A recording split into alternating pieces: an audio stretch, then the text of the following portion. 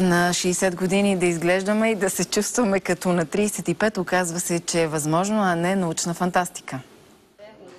Човекът, който обещава безсмъртие. Така френските медии определят професора по молекулярна биология Мирослав Радман, който разгадава формулата на вечната младост. Като изучавахме редки организми, много мощни, които устояват дори на радиация, възпаления и така нататък, открихме, че единственото нещо, което са развили, за да бъдат толкова устойчиви, е един коктейл от молекули антиоксиданти. Този коктейл предпазва от износване, което е основата на стареенето. Това, което ме прави оптимист, е, че ние извършихме опити с тези предпазващи молекули и те действат еднакво ефикасно, както върху тези силни микроорганизми, така и върху нашия организъм. Така че те са универсални и ние можем да ги откраднем за нас. Още не знам дали под формата на сок, хапче или друг начин за прием.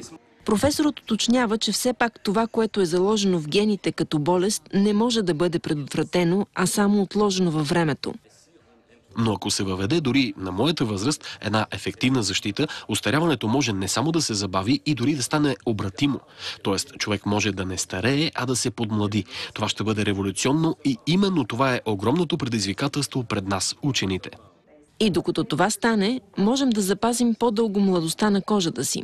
Дерматолозите, които участваха във форум, организиран от Военно-медицинска академия, съветват да не прекаляваме с слънчевите бани. Проблема за кожата идва в последствие, тъй като тя е запомнила всичките изгаряния и какви са проблемите. Проблема е първо в активиране на различни бемки и появата естествено увеличаване на меланомите, драстично увеличаване на меланомите.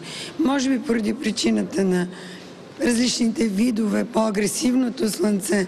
Сега все повече хора ходят на яхти, на лодки, където водата допълнително усилва ефекта на слънцето, така че увеличава риска от изгаряния. За BTV новините Кристина Баксанова.